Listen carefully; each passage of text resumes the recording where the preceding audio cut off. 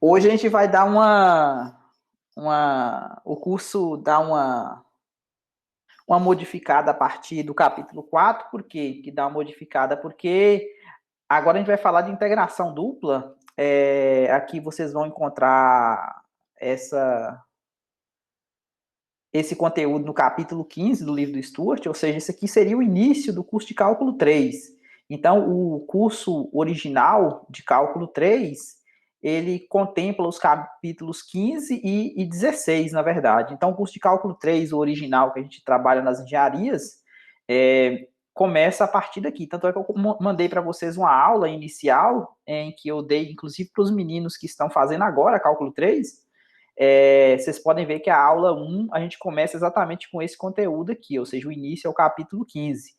Enquanto aqui nós estamos na semana 6, né, terminando a semana 6 do curso de cálculo de várias variáveis, ou seja, porque tem a parte inicial que era referente a cálculo 2 e cálculo 3 começa a partir de agora. Leram o conteúdo da aula de hoje?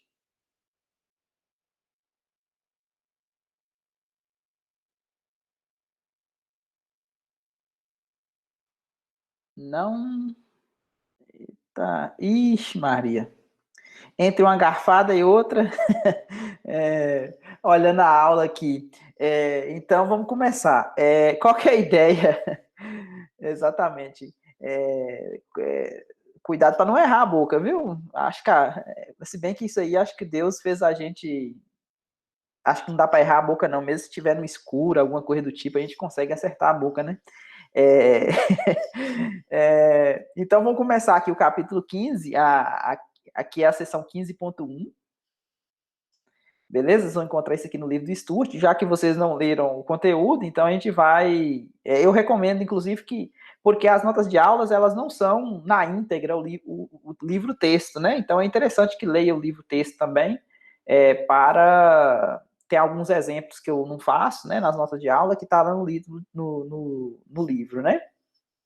Então, aqui, ó, tá até, eu deixei até a introdução aqui do curso de cálculo 3, mas na verdade não é bem, não é o início do curso de cálculo 3, a gente está no meio do curso. Eu usei as mesmas notas de aula, né?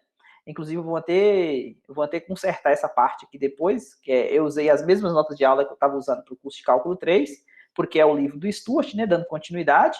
Aqui eu faço um breve resumo de como que a gente calculava a integral como é que era a integral lá do curso de cálculo 1. Então, aqui a gente começa falando a respeito da partição do intervalo.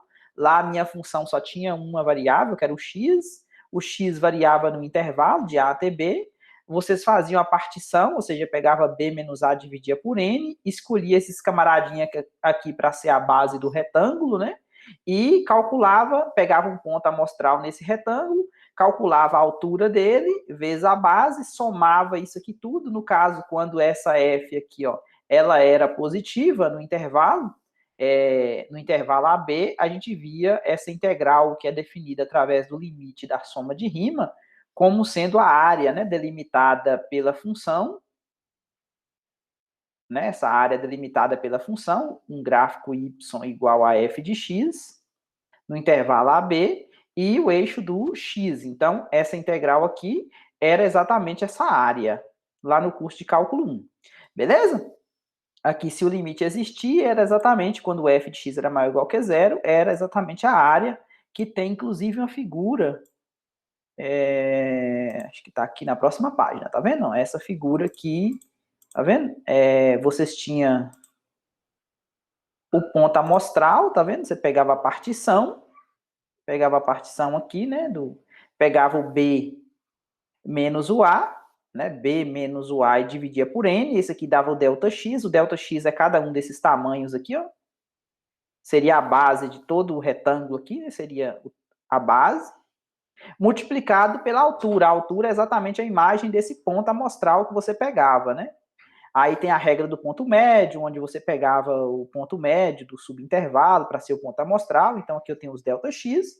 E aí, quando você calculava pela altura, né, da área de cada... Quando você pega o ΔX vezes o f de xi asterisco, você vai dar exatamente a área de um subretângulo. Quando você soma todos eles, você vai ter exatamente a integral definida de a até b. Então, era exatamente desse jeito que a gente fazia lá no curso de cálculo 1. Agora, qual que é a ideia? A ideia é a gente pegar essa mesma noção desses retângulos, né, da partição, da soma de rima, e adaptar isso para a nossa função f. Só que essa minha função f agora ela tem duas variáveis. Então, agora, o meu domínio de integração, como a gente viu, ela é o quê? O domínio de integração é vamos começar com um retângulo. Esse retângulo, eles têm os lados de, o x varia de A até B, o y varia de C até D, né? Então, vamos inicialmente considerar que as imagens são positivas. Então, o gráfico, né, z igual a f de xy, a gente viu que era uma superfície, beleza? Então, agora, a mesma ideia de área que a gente tinha lá no curso de cálculo 1, a gente vai transformar isso aqui para um sólido, né? Ou seja, agora a gente vai querer calcular o volume abaixo da superfície sobre esse retângulo. Então, a ideia desse sólido são os pontos do R3, tá vendo? De forma que o Z, ele vai desde o chão até bater na imagem do XY, e o XY está no retângulo. Então, a figura que a gente tem é exatamente essa aqui, ó.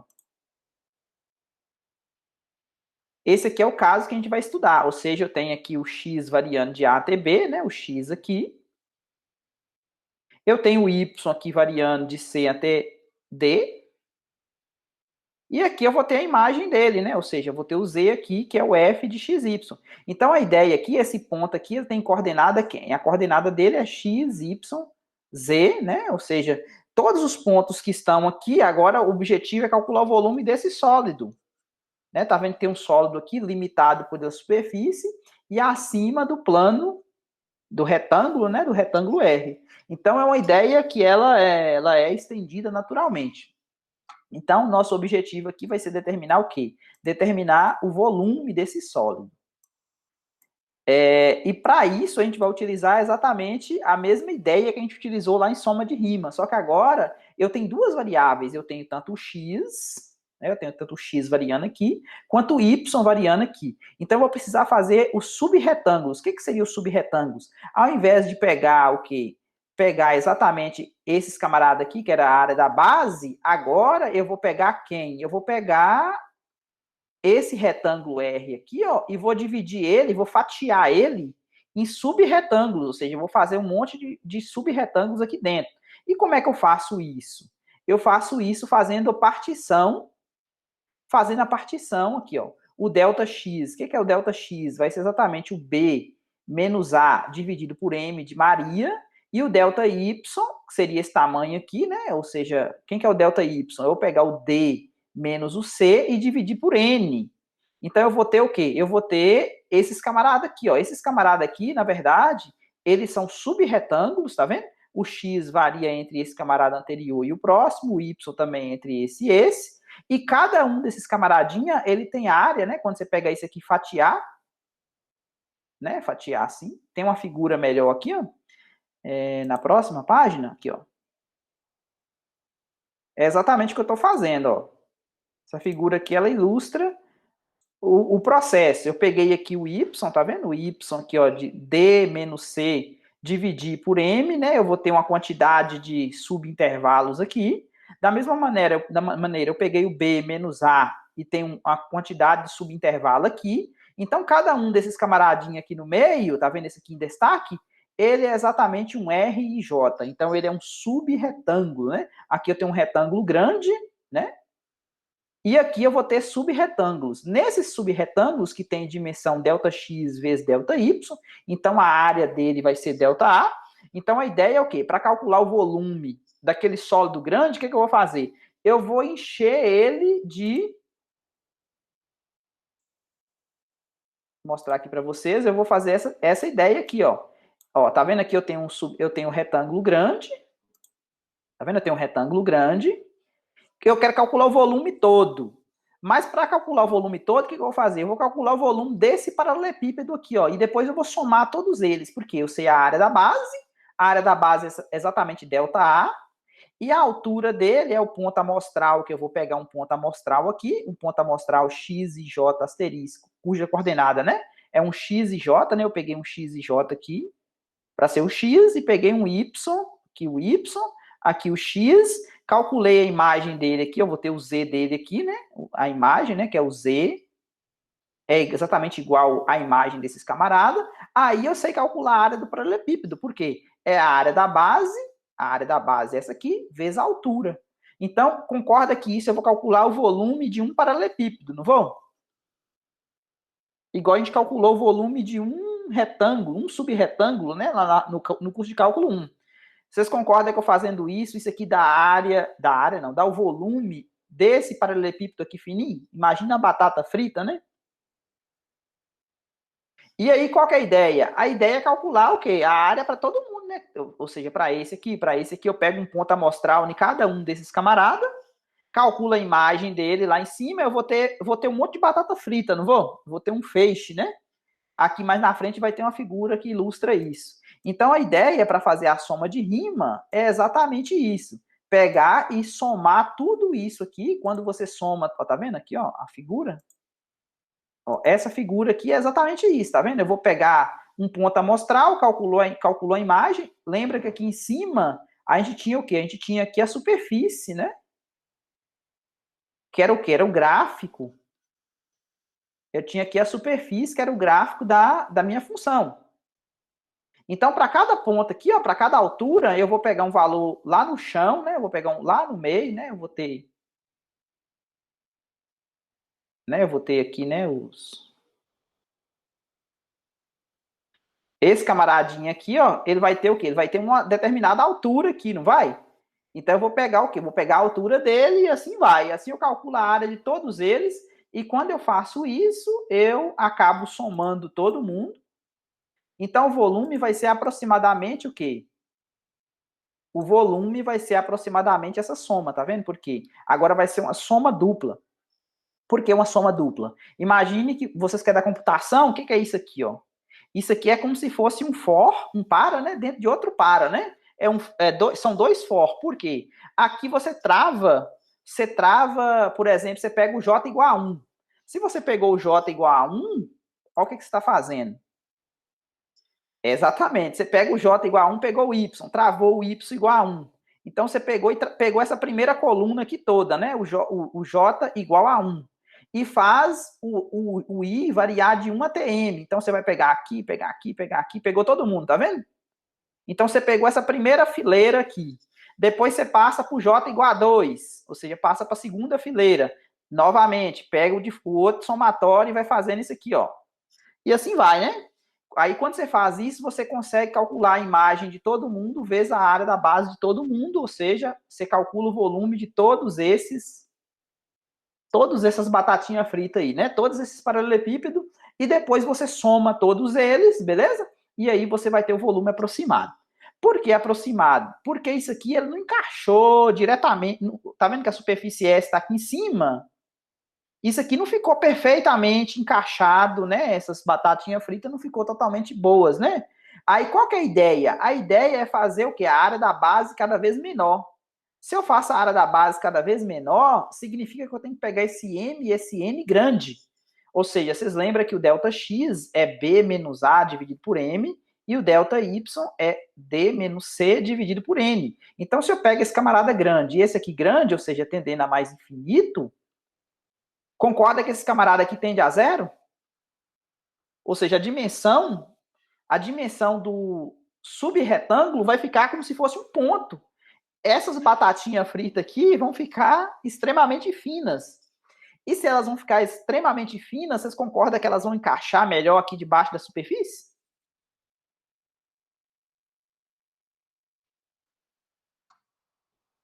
Beleza. Então essa é a ideia geométrica da soma de rima, a soma dupla de rima. E com essa soma dupla de rima, a gente vai definir a minha integral, tá vendo? A integral dupla. Então, a integral dupla é quando o volume exato é quando você faz o limite da soma dupla de rima. E aí, tá vendo que isso aqui se transforma no que a gente chama da integral dupla, tá vendo? De f de x, y, dA. Esse dA aqui nada mais é do que esse camarada aqui, que seria a área da base, tá vendo? Esse camarada aqui, tá vendo que agora eu usei simplesmente xy, porque o ponto amostral, o negócio ficou tão pequeno. É como se você fosse calcular a imagem de cada ponto, usando a área da base e o ponto mesmo, a coordenada XY. Ou seja, o negócio é tão pequeno, que a área dele, essa área infinitésima aqui, ó, é muito pequena. Então, se esse limite aqui existir, logicamente, se essa função for contínua, esse limite vai existir sem problema nenhum. Então, a gente vai definir a integral dupla como exatamente esse limite da soma dupla de Riemann. Ficou claro? Ótimo.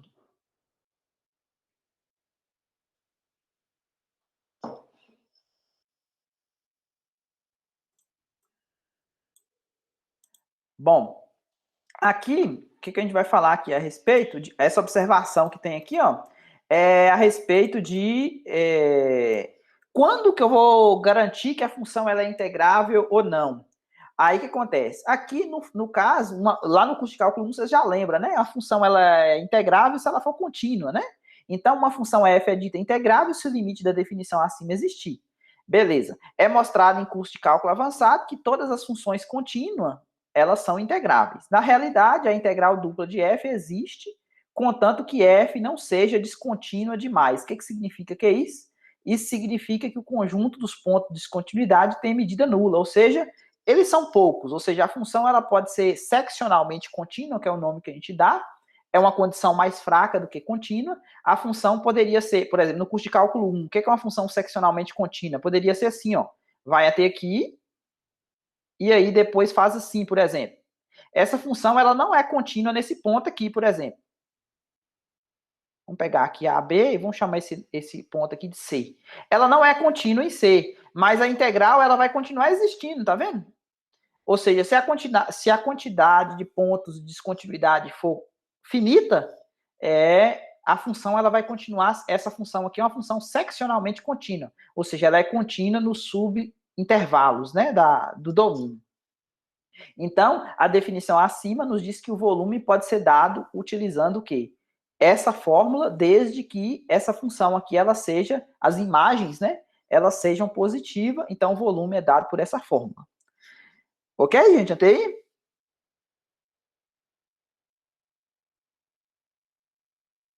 Beleza, então.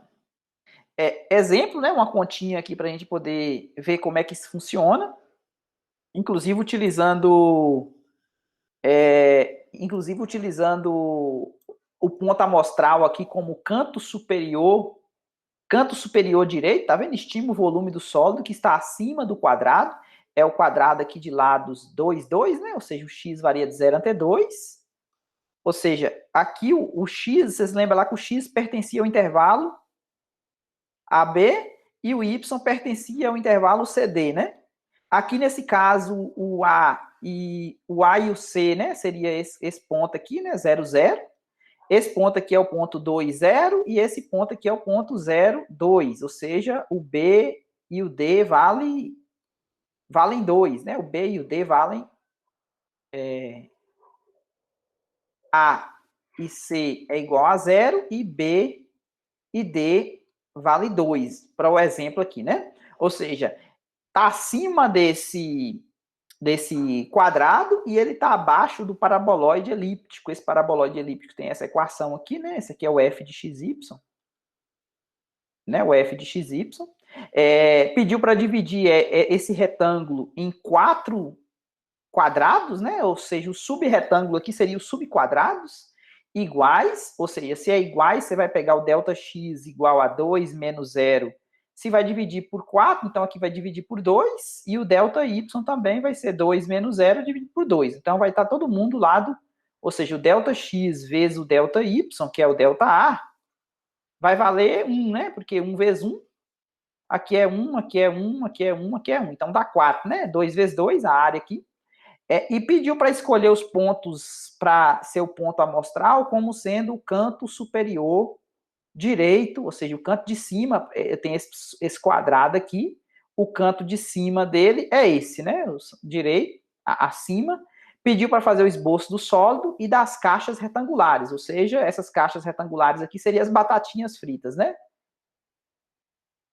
As batatas. E tá, aí que fazem as aproximação do volume. Aqui tem os quadrados na figura. o paraboloide elíptico é o gráfico tal. A cada área vale 1, tá vendo? Igual a gente viu aqui, delta x vezes delta y. E aqui vai estar a conta que a gente precisa fazer. Antes de eu mostrar para vocês aqui, ó, aqui no chão, eu tenho exatamente o quadrado, né, de lado 2, 2, tá vendo? Aqui é o ponto 1, 1, aqui é o ponto 2 para x, 1 para y, aqui é 2, 2 e aqui o ponto 1, 2. São os pontos amostrais do meu. Então aqui, ó, como esse camarada aqui, ó, é o ponto 1 para x, 1 para y. A imagem dele deu quem? A imagem dele deu aqui, ó. Então, a altura dessa batata, dessa primeira batata frita aqui, é exatamente essa aqui, ó. Então, que você vai calcular o f de 1, 1, vai ficar 16 menos 1 ao quadrado, menos 2 vezes 1 ao quadrado. Vai dar 16 menos 1, menos 2, 16 menos 3 vai dar 13. Então, a imagem desse aqui deu 13, a imagem desse aqui, ó, quanto que deu a imagem dele lá, né? É o f de 1 para x, 2 para y. Vai dar 16 menos 1 ao quadrado, menos 2 vezes 2 ao quadrado. Então, dá 16 menos 1 menos 2 vezes 4, 8. 16 menos 9 vai dar 7. Então, essa imagem aqui vale 7. Esse ponto aqui, ó, a imagem dele, tá vendo? A imagem dele é o ponto f de 2 para x, 1 para y. 16 menos x ao quadrado, x é 2, menos 2 vezes 1 ao quadrado. Faz essa conta aqui, 4 menos 2. 16 menos 6 deu 10. Então, essa imagem aqui, ó, lá no Z, deu 10. É um pouquinho maior do que a outra, que é 7, né? Então, aqui tem 10, aqui tem 7, aqui tem 13. E, por último, esse aqui, 2, 2, né? Ou seja, aqui mais embaixo. O que é o f de 2, 2? É 16 menos 2 ao quadrado dá 4, menos 2 vezes 2 ao quadrado dá 8. 16 menos 12 dá 4. Então, essa imagem aqui dá 4. Então, já tem tudo que eu preciso, né? Que é exatamente essa conta que está aqui em cima. Ó, o volume é aproximadamente quem? O F de 1, que a gente calculou, deu 13. O ΔA sempre vai valer 1, né? Que é a área. O F de 1, 2 deu 7. O F de 2, 1 deu 10. E o F de 2, 2 deu 4. Então, 13 mais 7, 20. 20 mais 10, 30. 30 mais 4, 34. Então, o volume é aproximadamente 34. Ficou claro, gente?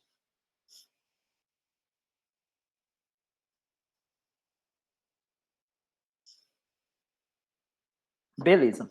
Aí, aqui eu tenho outra maneira de a gente poder também fazer essas aproximações, que seria a regra do ponto médio. O que é a regra do ponto médio? A regra do ponto médio é você escolher o ponto amostral, ao invés de escolher o canto superior direito ou esquerdo. Aqui eles poderiam falar para vocês escolher qualquer ponto aqui dentro desse subquadrado, poderia. Então, a regra mais usual que o pessoal usa é essa aqui, ó, chamada do ponto médio. Então, o que é essa regra do ponto médio? Tem outras regras também, né? Regra do trapézio, regra de Simpson e tal, né? Então, consiste como que você vai escolher o ponto amostral. Então, o ponto médio é o mais tradicional, que seria o quê? Seria você escolher exatamente o ponto médio entre nos subretângulos. Então, aqui, ó, você vai pegar esse ponto amostral aqui, ó, esse x e j asterisco, e as coordenadas, né? Ou seja, essa coordenada e essa coordenada, essa aqui é exatamente o ponto médio disso aqui, tá vendo? E o y e j asterisco, que eu estou chamando de y e j barra, essa barra aqui é por causa da estatística, né? Geralmente estatística gosta de colocar barra, né? Para denominar a média. Então, como é que a gente pega o ponto médio de um intervalo? É pegar e somar as duas coordenadas e dividir por 2. Então, esse x i barra aqui é a soma desse mais esse dividido por 2. O y j barra também é a soma desse com esse dividido por 2. Então, a regra do ponto médio vai se transformar nisso aqui, tá vendo? Ou seja, esse ponto amostral aqui é o ponto amostral como sendo o ponto médio de cada subintervalo que forma os subretângulos, beleza? aqui tem um exemplo, né? Usando o ponto médio, use a regra do ponto médio. Beleza, Vinícius falando ali. Aqui eu vou usar m e n igual a 2, ou seja, eu vou fazer uma partição, eu vou precisar fazer o delta x, que é o quê? O x vai de 0 até 2 e o y vai de 1 até 2. Então, o delta x é 2 menos 0 dividido por 2, que é o m, né? Esse 2 aqui é o m. E o delta y vai ser quem? 2 menos 1, né? Porque é d menos c dividido por 2. Esse 2 aqui é o n. Nesse caso aqui deu 1, e nesse caso aqui deu meio, né? Deu meio. 2 menos 1 deu meio. Então, aqui vai estar os subretângulos, agora não é subquadrados mais, né? É subretângulos mesmo. Aqui, ó, o y varia de 1 até 2 e o x varia de 0 até 2, que é o x. Então, quem é o ponto médio? O ponto médio é esse aqui, ó. O ponto médio entre 0 e 1 é meio. O ponto médio entre 1 e 2 é 1,5. O ponto médio entre 1 e 1,5 é 1,25, que é esses 5 quartos que está aqui, né? Você pegar 5 dividido por 4, tá isso aqui. E aqui o ponto médio aqui é 1,75, né? 1,75, que é a mesma coisa de 7 quartos. Aqui é 1,25, que é a mesma coisa de 5 quartos. Beleza? Aqui é do mesmo jeito, aqui a minha coordenada x é 1,5, isso aqui é a mesma coisa de 1,5, né? O 3 meios, tá vendo? É a mesma coisa de 1,5. 5 quartos é exatamente 1,25 e aqui também 3 meios e 7 quartos. Então, esses aqui são os pontos amostrais, ou seja, exatamente o meio do subretângulo. Então, eu quero calcular essa integral aqui, tá vendo? Essa aqui é a minha função, z igual, tá vendo? Esse aqui é o z.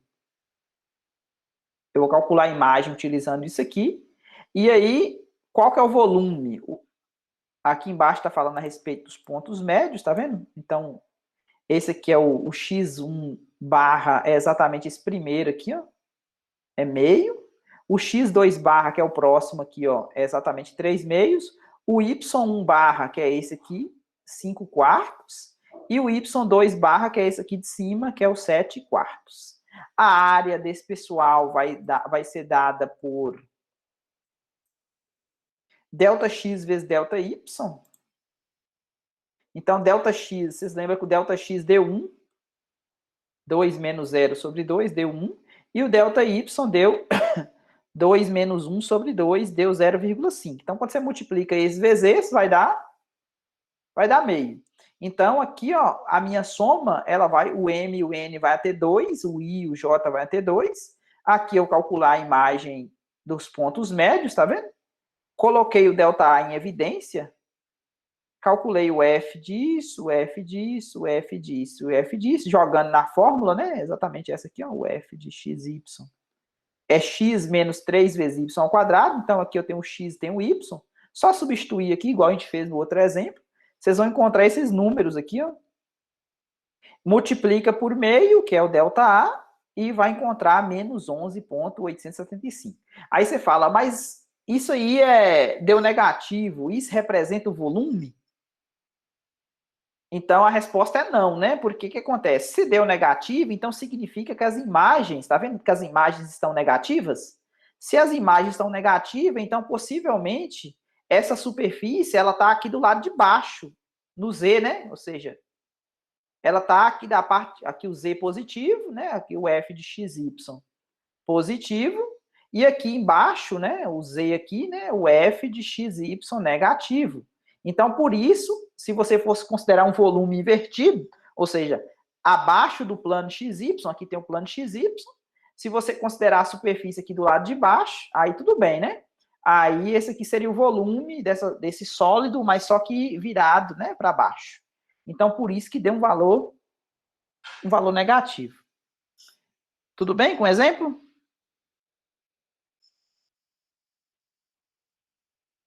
Então, para terminar aqui, ó, a integral da soma, soma das integrais, diferença também. Constante pode sair para fora da integral, do mesmo jeito que era no custo cálculo 1. Aqui, se você tiver a imagem de uma função maior do que outra imagem em uma região do plano, então, com certeza, a integral também vai ser maior uma integral, porque isso aqui vai vai referendar, né? Ou seja, o volume, né? No caso que isso aqui for maior ou igual que zero, maior ou igual que zero, e esse aqui também for maior ou igual que zero, então isso aqui vão ser os volumes. Como essa função aqui ela tem uma maior imagem do que essa, então, consequentemente, esse sólido aqui, que é gerado por essa integral, é maior do que o volume desse sólido dessa outra integral. Então, aqui estão os exercícios, né? Para vocês começarem já. Na verdade, não é bem começar, né? Na verdade, já está no meio da lista, porque a gente teve da 14.5, na verdade, um pouquinho da 14.3, né? De derivadas de ordem superior. Já é o início da lista